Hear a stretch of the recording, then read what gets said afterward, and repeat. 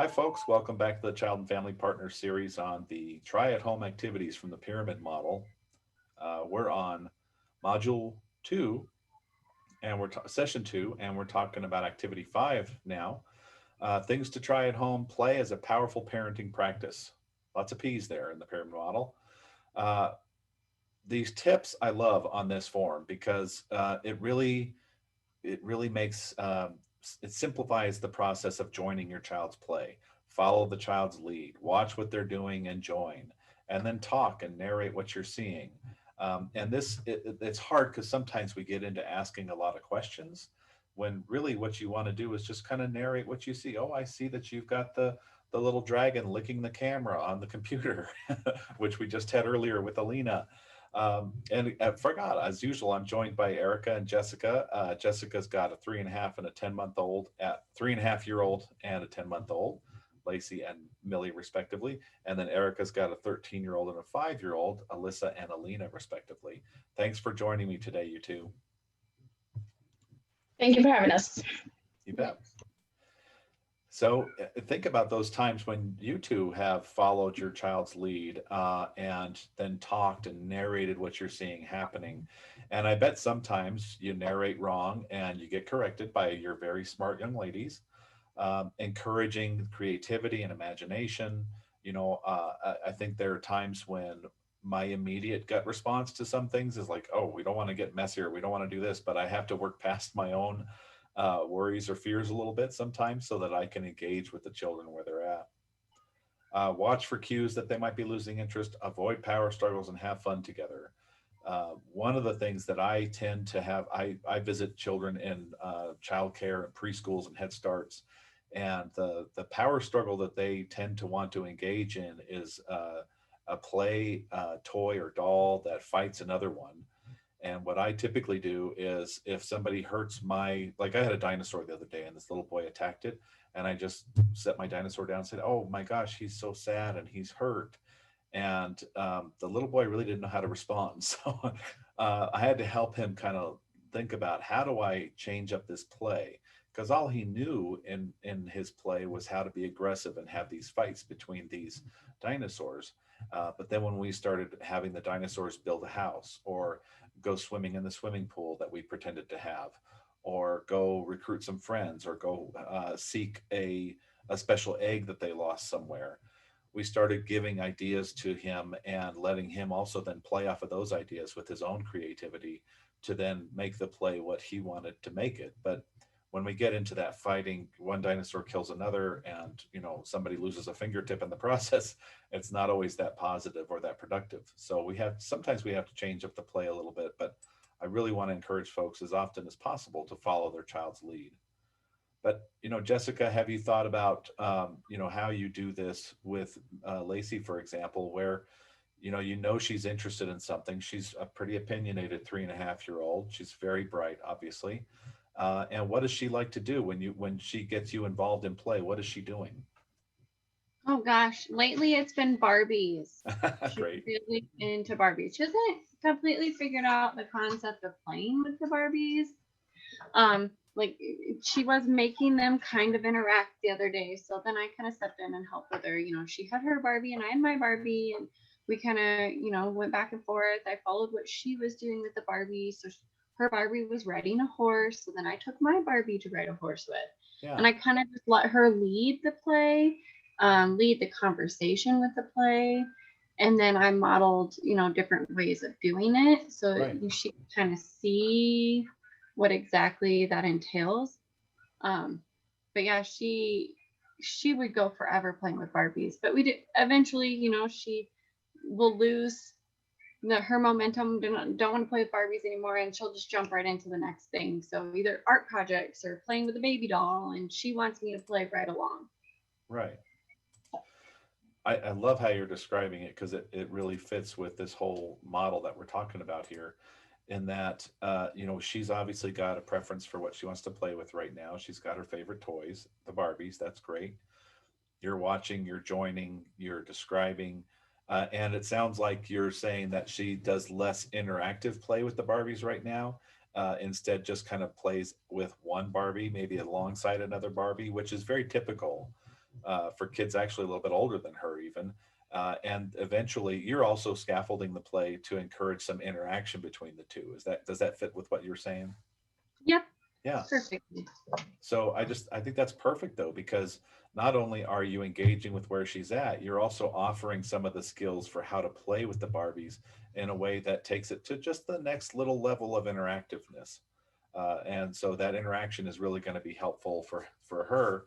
And she's learning to play out some relationship issues eventually with the Barbies, which we all did. I hate to admit it, but I did it. We didn't have the Barbies though. It was the Sunshine Family when I was a kid. Look it up, people. Good luck. Um, but so excellent. You know, you're talking, you're encouraging creativity, you're following her, you're watching for those cues that she might be losing interest. And what does she, when she starts losing interest, what does she do, Jessica? Um, she usually gives me her toy and says, "Here, you can play with this," and then she'll walk over and grab something else. Yeah. Then she'll start playing with that toy, and then she'll come over and she'll take the toys that she gave me, and then she'll be like, "Here, Mom, let's do this." So it's like, "Oh, you can have it. You seem like you're having a good time with that Barbie, Mom, but I'm gonna go play with this." And then it's like, "Wait a minute, I really don't want you to do that. So we're gonna do this now." I wish I hadn't given her the idea. I was having so much fun. But I love Right? that because it's perfect that she, and here's the other thing to keep in mind. As you know, children who are bright, they're smart, are going to get bored more quickly with activities. So she is kind of exhausting her play with something, moving on, and then combining materials sometimes, I bet, and then also just moving on to something else, which is exactly what you would want for her brain, that she can follow her interest at this time and she can kind of move on to something else. And the independence that she shows at her age is really awesome. I bet it's kind of nice to feel like, yeah, she can come to me when she needs to, but it's not as often as it used to be. I would bet, right, Jessica? It isn't. I mean, she really does a good job. And she, not just doing that, but she'll be in there playing, and, her little sister's crawling around, and she just goes in there and plays right along. And Lacey does a good job at playing and watching out for her. So if she Nice. sees her doing something that, she shouldn't be doing, she comes in and she's like, "Mom, Millie is playing with the crayons." And I'll be like, "Oh, okay." And sometimes I'll hear her take it from her and go, "No, no, baby, that's not safe for you." And she'll put it up. Or she'll bring it to me and be like, "Can you hold this? Because baby's playing with this." Yeah. I'm like, "Okay." So, I mean, she just kind of does her own thing now. Yeah. Part of it kind of kills me a little because, I mean, she's growing up I and know. It's hard. that's sad for me, but in the same sense, it makes my life easier in some aspects. Yeah. But this activity will give you a chance to kind of focus on it, a couple times or a few times this week and just kind of notice what happens. I would encourage you just to see how she responds. And it's probably something you do so often. It's not going to be anything majorly different.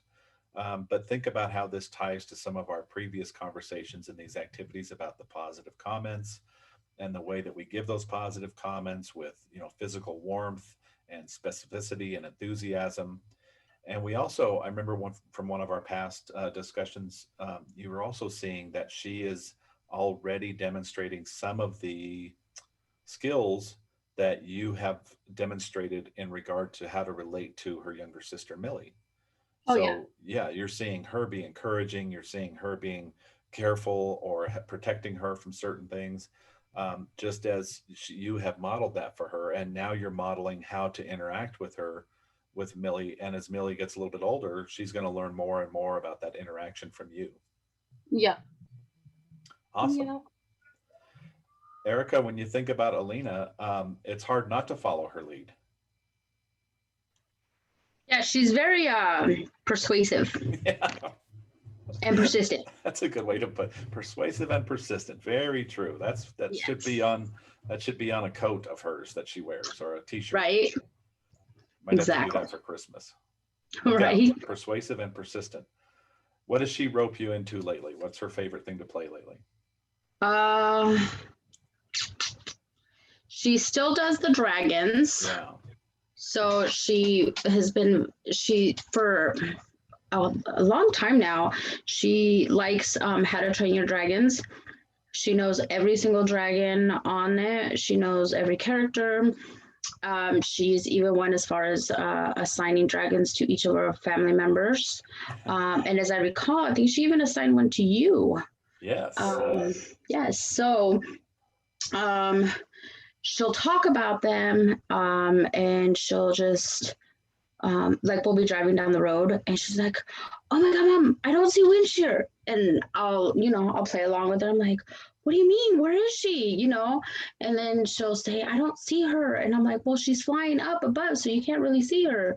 So things like that. I'll have conversations with her. I'll be like, honey, why don't you tell me about fish legs and tell me about hook fang? And like last night when we were going to bed, I was like, who's your favorite? And she's like, Astrid and Heather. And I was like, well, what about Roughnut? She's a girl too. And so she would tell me, she's like, yeah, but she's part of the boy clan. And so she's just, yeah, she makes it really interesting and really fun to engage with her on those. She also does Barbies, just like Jessica said, with her daughter. She has 2 giant Barbie houses, and they have every single furniture. And honestly, both Alyssa and Alina, especially when we're cleaning, we tend to get wrapped up in Barbies, dressing them, and then fixing the house. Like, oh, this room should be the kitchen, and this room needs to be the laundry room, because they have such neat toys now. And yeah, I'm like, oh my gosh, you guys, like, I don't know. I even sit down with them and I play with them, and it's pretty fun. Well, I just am reading through this list of practice tips, and I'm like, check, check, check, check. And she is, I mean, Alina is just probably one of the more creative minds I've ever known, with how she can, I mean, the way that she has dragons all over the country tracking different people. Her dad, who's driving on the road as a trucker right now, me and Cheyenne, while you guys are in San Antonio, she's got dragons visiting all of us, and I love it. So it's a great imagination. You've encouraged it beautifully. And I love how, like, she'll bring it up and you just play right along, like you're in the car driving along and you're just playing right along.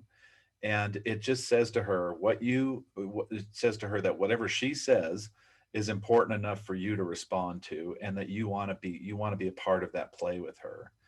And then you also, even with cleaning up, you could get into the power struggle of, well, we can't play right now. It's time to clean up. But you avoid that by just having fun together, which I highlighted on the form here. And I love it that becomes the focus instead of cleaning, because, nobody wants to do all the cleaning all at once. And if you actually make it fun that we're going to connect during this time, you're much more likely to get something done. And then when you get something done that looks really cool, like you've redesigned the Barbie house, everybody gets a chance to feel really positive about the process of cleaning, more so than they probably would just by drudging through it. Right, Erica? Yeah, absolutely. I love it. Well, this is our attempt for the next week. It's just going to be to say, what did you do together? How did the child react? And the positive comment or encouragement that you used.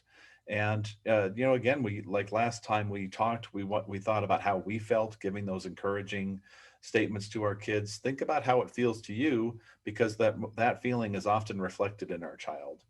And we know that the connections that you have with your daughters are so important, and that they feel so linked to you that often those emotions are going to be mirrored in them.